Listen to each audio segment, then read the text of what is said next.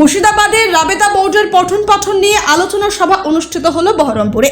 পশ্চিমবঙ্গ রাজ্য জমিয়তে উলামা ও রাবেতা বোর্ডের সভাপতি মাওলানা সিদ্দিকুল্লাহ চৌধুরীর নির্দেশে বুধবার রাজ্যের বিভিন্ন জেলার পাশাপাশি মুর্শিদাবাদ জেলার বহরমপুর কাসিমুল উলুম মাদ্রাসায় অনুষ্ঠিত হয় রাবেতা বোর্ডের পঠন পাঠন ও জমিয়তের কর্মীদের নিয়ে আলোচনা সভা।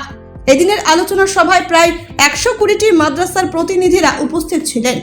জেলা জমিয়তে উলামা ও রাবেতা বোর্ডের সভাপতি মাওলানা বদরুল আলম বক্তব্য রাখতে গিয়ে বলেন, পশ্চিমবঙ্গ রাবেতা বোর্ড দক্ষতার সঙ্গে দীর্ঘ 25 বছর ধরে সুনাম ও খ্যাতির সঙ্গে কার্য পরিচালনা করে এশিয়া মহাদেশের অন্যতম ইসলামী শিক্ষা প্রতিষ্ঠান দারুল উলুম দেওবন্দের চোখে ভারতবর্ষের মধ্যে প্রথম স্থান অধিকার করেছে। মুর্শিদাবাদ জেলা রাবেতা বোর্ড ও দক্ষতার সঙ্গে কাজকর্ম করে রাজ্যের কাছে সুনাম অর্জন করেছে। মাদ্রাসার ছাত্রদের পঠন পাঠন সঠিকভাবে হচ্ছে কিনা তা আমাদের পর্যবেক্ষণ করা থেকে শুরু করে ছাত্রদের প্রহর না করে যত্ন সহকারে পড়ানোর কথা বলা হয়। তাছাড়া আরবি শিক্ষার পাশাপাশি জেনারেল শিক্ষার উপরও জোর দেওয়ার কথা বলা হয়। এছাড়াও উপস্থিত ছিলেন জেলা জমিয়তে উলামার সেক্রেটারি মুফতি রায়হানুল ইসলাম কাসেমি, মাওলানা নিজামুদ্দিন বিশ্বাস, মুফতি জুবায়ের হোসেন কারি রহমতুল্লাহ, মাওলানা আব্দুর রাজ্জাক, মুফতি মনসুর আলী, হাফিজ সফিউল্লাহ, মুফতি মিজানুর রহমান প্রমুখ। আজকে আমাদের মুর্শিদাবাদ জেলা শাখা রাবেতায়ে মাদারিস ইসলামী আরাবিয়ার মিটিং ছিল। এই মিটিং আমাদের এই 24শে জুলাই পুরা রাজ্যে প্রত্যেক জেলাতেই হচ্ছে।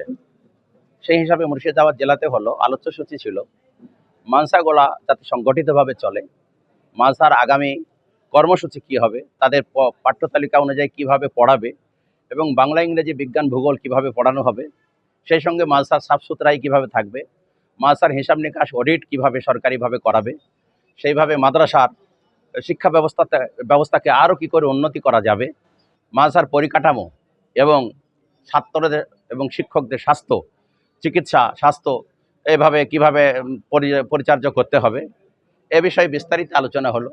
সেই সঙ্গে আলোচনা হলো প্রত্যেকটা মাদ্রাসাকে জমিয়তের অনুদান স্বরূপ 1000 টাকা করে অনুদান দিতে হবে। এটা সমস্ত মাদ্রাসার কর্মীগণ এবং জিম্মাদারগণ মেনে নিলেন। সেই সঙ্গে আগামী বাৎসরিক পরীক্ষা কবে হবে, যেহেতু এটা মাদ্রাসা সমন্বয় বোর্ড, বাৎসরিক পরীক্ষা হয়, প্রায় 18,000 ছাত্র আমাদের একসঙ্গে পরীক্ষা গত বছর দিয়েছে, এবছর আরও বাড়বে। সেই পরীক্ষার দিন ধার্য হলো 3, 4, 5 ফেব্রুয়ারি 2025 ওই পরীক্ষা হবে। সে ব্যাপারে সিদ্ধান্ত হলো ওই পরীক্ষার জন্য ছাত্রদের নাম, ফটোসহ, তাদের ঠিকানাসহ আগামী 25শে রবিউল আউয়াল পর্যন্ত জেলা জিম্মাদারদেরকে জমা দিতে হবে। সে ব্যাপারে বিস্তারিত আলোচনা করা হলো। মাদ্রাসাগুলো যাতে আগামী দিনে সংবিধানের যে সমস্ত অনুচ্ছেদ আছে, সকল নাগরিককে সমান অধিকার দিয়েছে, আপন আপন ধর্ম পরিচর্যা করা, ধর্ম পালন করার অধিকার দিয়েছে, যেমন আর্টিকেল 30, সে বিষয়ে মাদ্রাসার ছাত্র শিক্ষক যাতে এগুলা ইয়াদ করে, মুখস্থ করে এবং তাদের আয়ত্তে থাকে, এ বিষয়ে বিস্তারিত তাকিদ দেওয়া হলো। আলহামদুলিল্লাহ প্রায় 120-এর উপরে সদস্য এখানে এসেছিলেন এবং তারা সকলে শুনলেন এবং সকলে যাতে মাদ্রাসা আরও উন্নত করা যায়, এই মাদ্রাসা থেকে সুনাগরিক এবং শিক্ষিত নাগরিক তৈরি করা যায়, সে ব্যাপারে আমাদের আলোচনা হলো। আজকে মুর্শিদাবাদ জেলার প্রাণকেন্দ্র বহরমপুরে কাসিমুল উলুম মাদ্রাসায় জেলা রাবেতা এবং জেলা জমিয়তের যে সমস্ত দায়িত্বশীল মাদ্রাসার জিম্মেদার, সভাপতি, সম্পাদক সহ জমিয়তের ইউনিট যারা জিম্মেদার তারা সকলে এবং জেলা কমিটির দুই পক্ষের রাবেতা এবং জমিয়তের সকল সদস্যের উপস্থিতিতে একটা গুরুত্বপূর্ণ আলোচনা হলো। সেখানে আমাদের সভাপতি সাহেব মাননীয় বদরুল আলম সাহেব বিস্তারিত বললেন। একটি বিষয় বলা, সেটা হচ্ছে একটা আলোচনা গুরুত্বপূর্ণ হলো এলাকার মানুষের কাছে কোরআনের পায়গাম পৌঁছে দেওয়ার জন্য প্রত্যেক মাদ্রাসা দায়িত্ব নিয়ে তার সংলগ্ন মসজিদে জুমার দিনে তাফসিরে কোরআন সংক্ষিপ্ত তর্জমা পেশ করে মানুষকে দাওয়াত দেবেন এবং কোরআনের পায়গামটা পৌঁছে দেবেন, কোরআনের খেদমত করবেন। এটা একটা আলোচনা হলো এবং সেটা সিদ্ধান্ত হলো।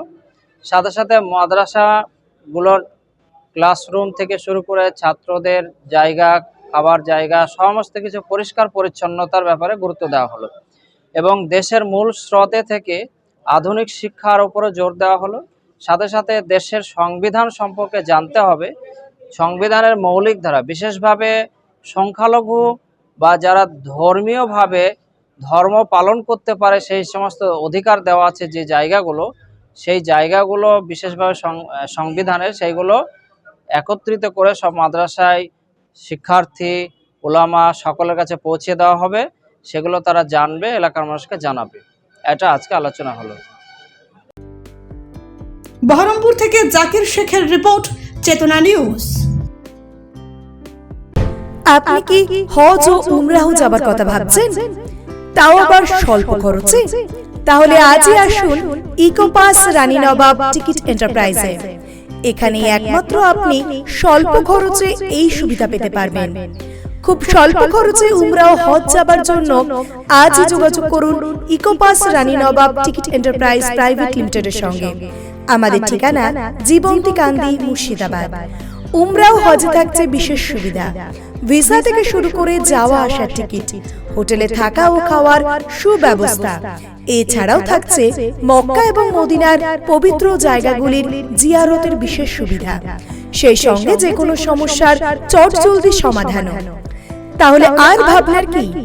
একেবারে অল্প খরচে হজ ও উমরাহ করার জন্য বিশ্বাসযোগ্য ও সুন্দর পরিষেবা পেতে আজই যোগাযোগ করুন ইকোপাস রানী নবাব টিকিট এন্টারপ্রাইজ প্রাইভেট লিমিটেডে।